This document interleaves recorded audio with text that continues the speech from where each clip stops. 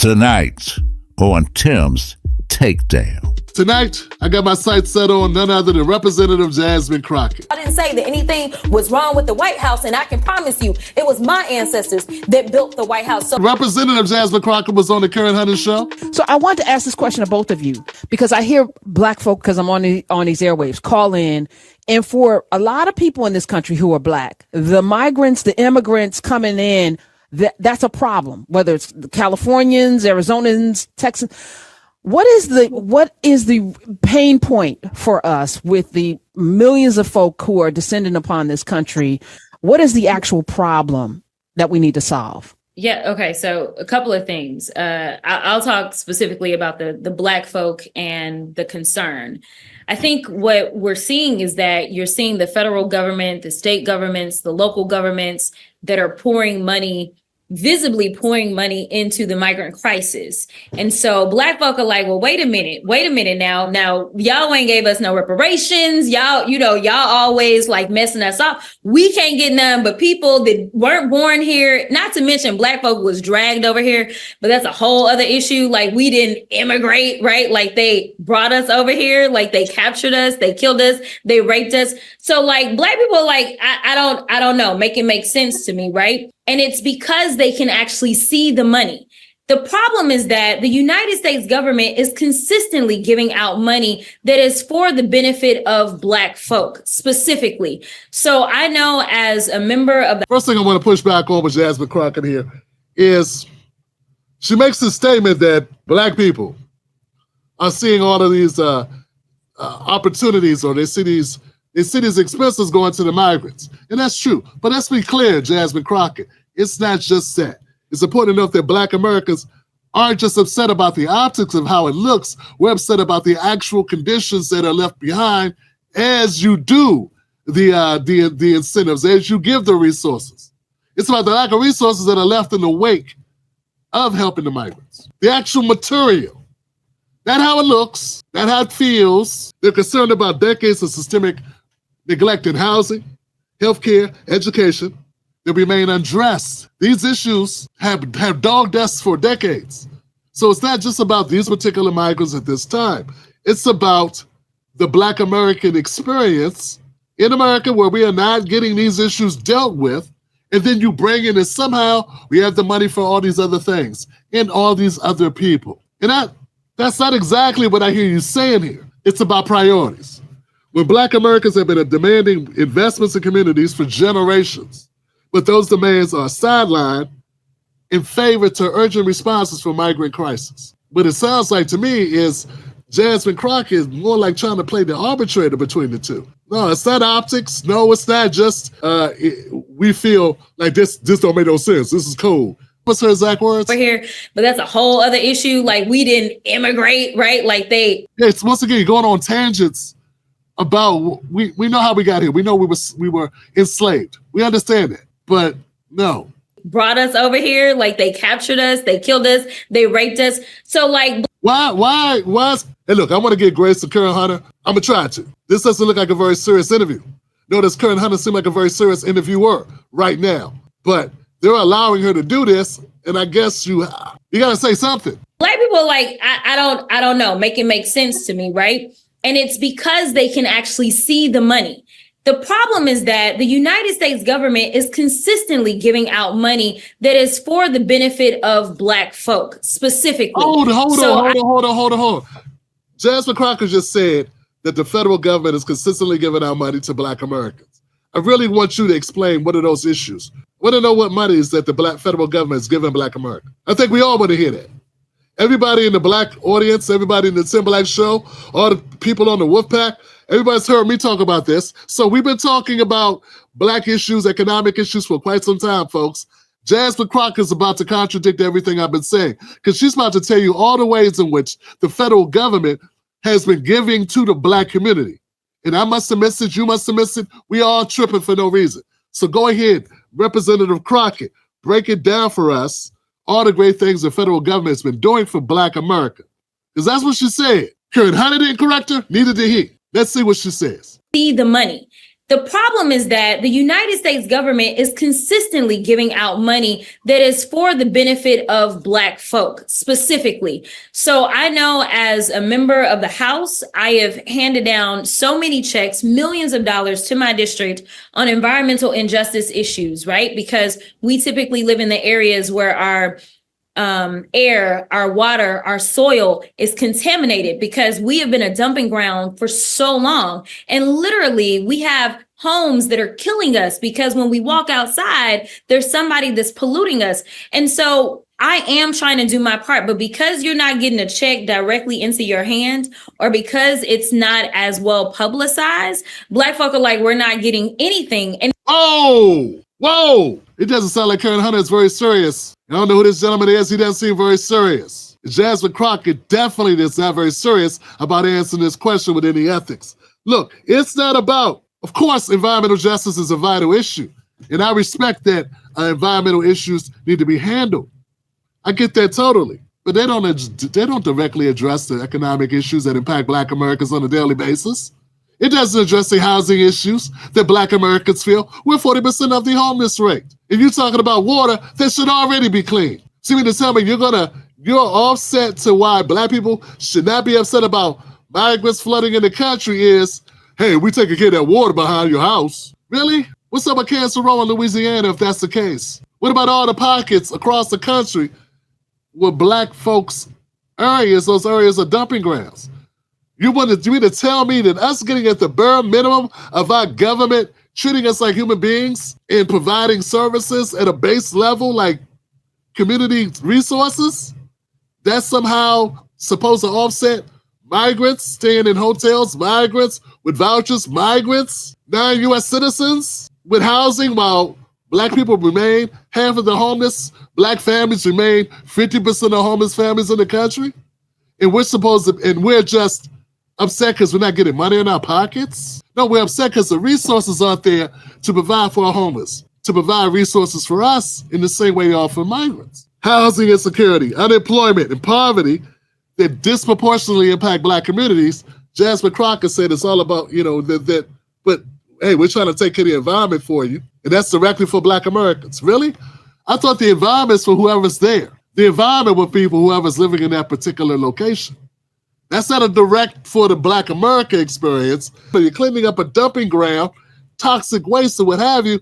That's the bare minimum a country should do. I mean, what good is living in a country, in a first world country, if you're living like a third world citizen? But to Jasmine Crockett, we should be happy. We should be clapping for that. The lack of public resources or awareness or transparency about these programs underscores the ongoing issue of systemic neglect. Simply saying money is being spent is not enough. It must be spent in a way that Black communities can see and feel the tangible change. This is sort of like what I was talking about earlier when it comes to the fires in Los Angeles and the floods that were in Tennessee. It's the peak.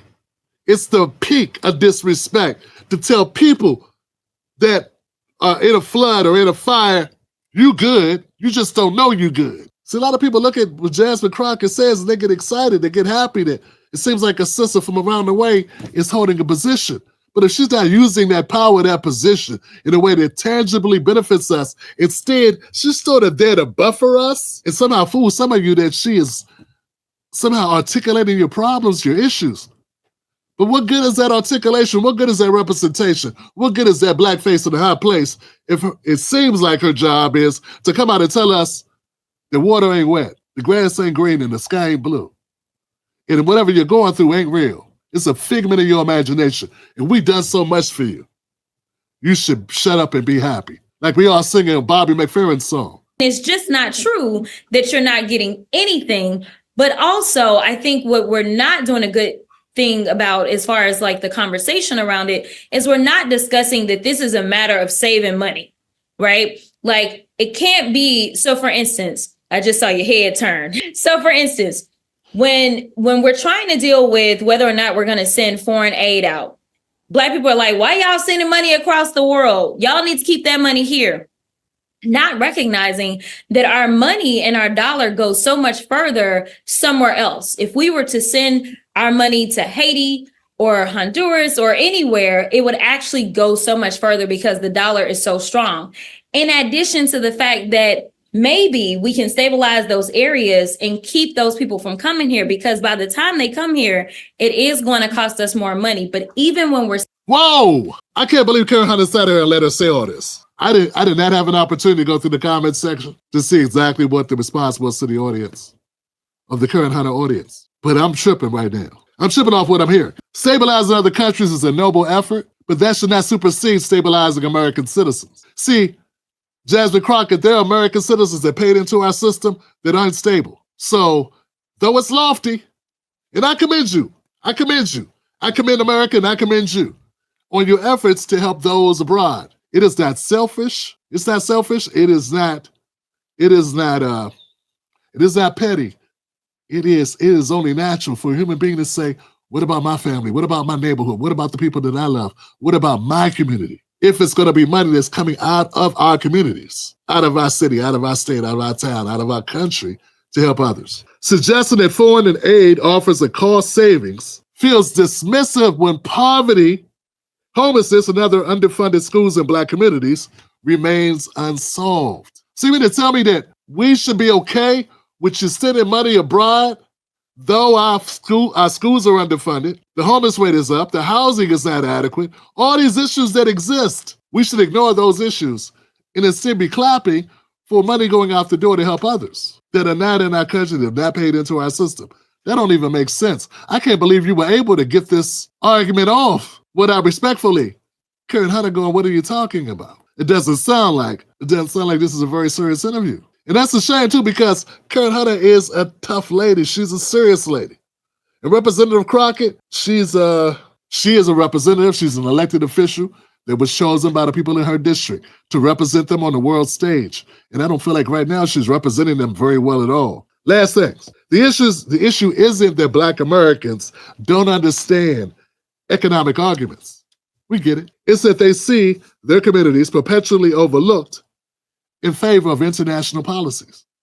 So whether it's Haiti, and I see you picked Haiti, or Ukraine, or Israel, or any other place, we would have the same concerns, we'd have the same arguments, because our communities are saying the same. That's the problem. Spending the money, what we need people to understand is that we've been on a birth decline for a minute in the United States. And so if we're going to keep this economy going, immigration actually helps us out. But it's not a matter of these people coming over and laying up.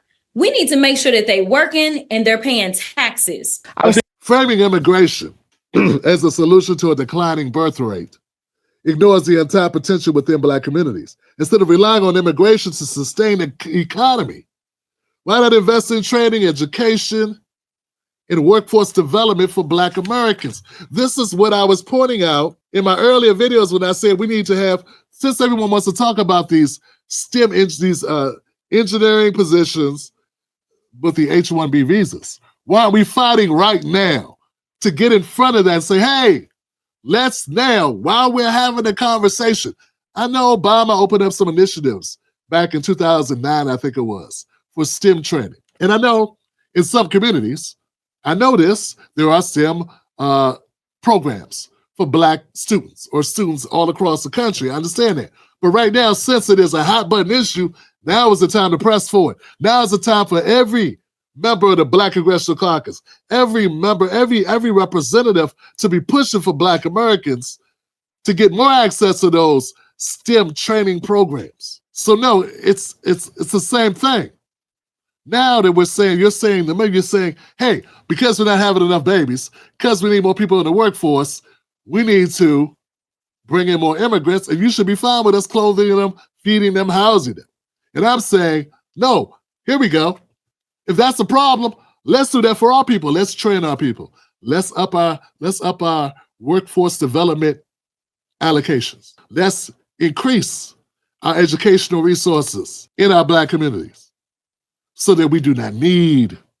Look, no one who's doing well, no person that's doing well, that there are no problems that exist, there would only be a fraction of those people that will be concerned about this. It's the fact that things are not going well. It's that people are not doing so well. It's that people's ends are not meeting is that we have these financial issues, these economic issues, these employment issues, education issues, environmental issues. All those issues exist. If those issues did not exist and we were in that position, then that would be a different story. But it's a spit in the face, frankly, for Jasmine, Representative Crockett, to talk as if, one, this is a figment of our imagination. Two, this is what we need to do because we need to save the world.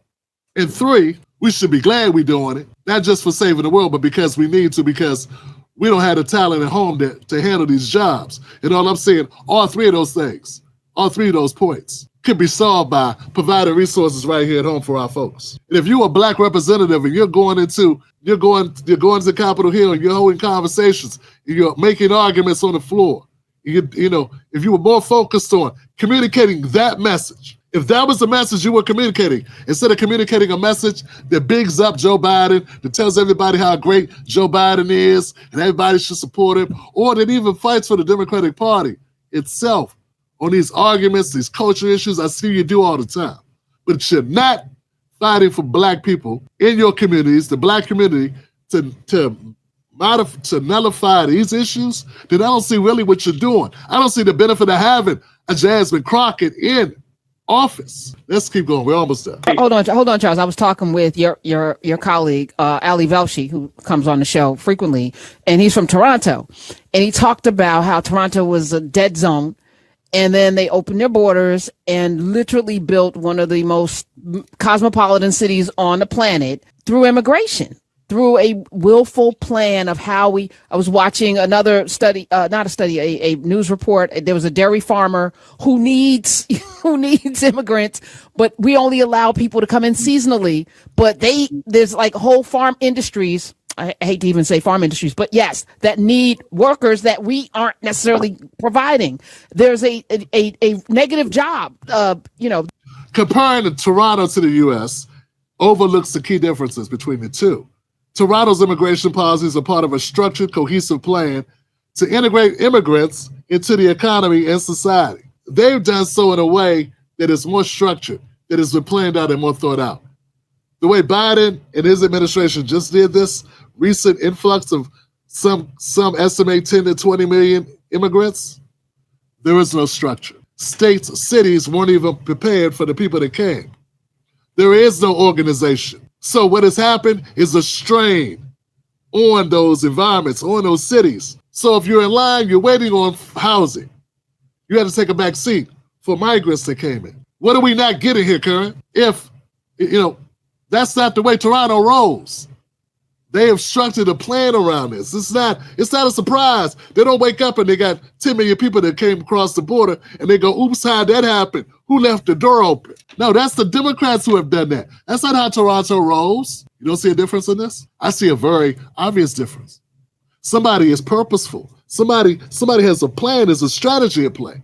I'm not saying the Democrats don't have a strategy, but their strategy was the low key.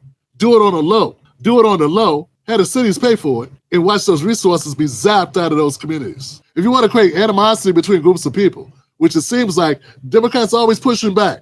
They always say how Republicans want to create animosity between groups. What do you think you create when you bring in a group of people without having a plan for those people and they come into a local community and zap the resources from that community by the government aid? The government does it. Don't get it twisted. Those resources have been decided to be given to those migrants, not by the migrants themselves. So I'm not blaming them for that. I want to be very clear. I'm not blaming the migrants for somebody giving them resources. What I'm saying is that was a governmental decision. That was a decision that was made, but not by the citizens. We didn't get a say. We didn't get a vote. And if you want to create, if you don't want to create animosity between groups of people, maybe that's not the way to do it. Maybe the way to do it was be a structured way, where the pain points are not so deep and definitely not allowed to fester until they become effective, which is what's happened. So Canada has a cohesive plan to integrate immigrants into the economy and society. In the U.S., the lack of clear strategy results in strained local resources, particularly in working class Black communities that bear the brunt of this pressure. Any immigration policy must address these realities to avoid exasperating existing inequalities. So you take communities that are already lack of resources. Communities that are already having lack of resources. People that are already experiencing shortages. People still have, I told you, 30% of Black small businesses left after COVID during the shutdowns and haven't come back. I just told you that. We got people that still have it, people who lost their homes back in 2008 and 2009 who are still renting, okay? Because we don't bounce back like that, because we don't have the resources socked away like some other groups do. So we go from 2008, 2009 with the housing collapse, banks bailed out, not Wall Street bailed out, not Home Street, not Main Street. Definitely not the hood. Fast forward another decade, then we get hit with the pandemic in 2019, 2020, right? And we get another hit. And right after that, 3 years after that, in comes a bunch of migrants. So these communities are already under the gun. They've been under the gun all this time. We've never stopped having a lack of resources in the Black community. And instead of Representative Crockett advocating for that, it sounds like she's advocating for us just to deal with it with a smile and be glad that there are programs for our towns to help clean water. I do not believe that the migrants that fled to this country fled here just to get a clean glass of water. I think they fled here for the housing, for the shelter, the housing, the subsidizing, the jobs, and all the other services, the wraparound services that are being provided to them. And all Black Americans saying, and I think all of white America and all Americans are saying, hey, how about some wraparound services for people that are already here? Where's our wraparound services? And I don't think that is petty. That's not a mind trick. That's not Black people not understanding civics. That's not a situation of Black people who just didn't get the money put in their hand. No, it's that they look around and their communities are overrun. Try to make that make sense. I don't know. It just seems like Karen Hunter, and actually, I'm going to put this on Representative Crockett. I don't want to go too hard with Karen Hunter. I'm sure if she was just having the conversation, things may have been a little bit different. Maybe she didn't want to put Miss Crockett on the hot seat. Okay? Maybe that's what it is. I don't know. Okay? Who knows? But it did not seem like they wanted to amplify Black concerns, Black issues. It sounded like what they wanted to do is a segment of how can we better take care of migrants? And why can't Black people, or maybe here's a way we can articulate the problem, the democratic problem of Black people being upset about the migrant crisis and how we just ain't figured it out right. Like we're just not looking at this correctly. I mean, we could really go there on the birth rate thing. I mean, we probably wouldn't have a problem with the birth rate if we got those abortion clinics out of the hood, But that's a whole nother conversation. That's one for Angela Stanton to have, right? Maybe one for Candace Owens to have. Or maybe we should start talking like that too. Because if you're going to be voicing that's an issue that Black people need to be concerning themselves with, that we don't have enough people being born, well, then we have to talk about, is that really the case or is it something else? You went there, Jasmine Crockett. Nah, I'm just meeting you where you're at. I don't know, man. You can say a lot of stuff, but what are you saying, though? You can talk well, but what are you really talking about? And it sounds like what I'm hearing is a bunch of gaslighting, not enough accountability, and definitely not an adequate amount of advocating for Black Americans. Too many excuses. Too much finger pointing at Black folks like we don't know what we got going on. We don't know how great the Democrats have been to us. No, we know exactly how great the Democrats have been to us. Not great at all. That's why we're leaving. That's why we're where we are. And that's why it's important for us to make a change. All right, guys, I'm Tim Black. Someone said, Tim Black, what are solutions? What are solutions is that we need to wake everyone up to understand we need another option. We need another viable party. We got to get beyond. We got to get beyond the Democratic Party. That's my job number one. It's not to tell you to run to the Republican Party. But as long as we stay stuck on the Democrats, we're not going to fully take a look at what's happening with them and make a better decision. We got to leave home for those that are there. There's a lot of people that aren't there. So this isn't to everyone. Remember, 40% of Americans don't vote, okay? So I'm definitely not talking to everybody, okay? But that's the part of the mission, right? And I would hope we're able to swing as we move people away from the Democratic Party, as we expose what we expose, particularly like in this segment, as we continue to expose the Democratic Party, people are able to see, hey, maybe this is not the lick I thought it was. This is not the party that I want to have my children raised under. this guise that if you don't rock with this political party that you ain't black. Now, maybe we need to re-examine what this is. And maybe the Democratic Party needs to be put out, evicted. I think it does need to be evicted. I think it does need to be disconnected because I don't see the benefit of it. I really don't. And if Jasmine Crockett is an example of what a representative looks like and sounds like, who's supposed to be advocating for us, I say, it don't look like you got anybody advocating for you. She advocated for migrants. All right, that's it. I want to thank everybody for tuning back into the Tim Black Show. This has been the first edition of Tim's Takedown. As always, you can contact me at tim@timbblacktv.com.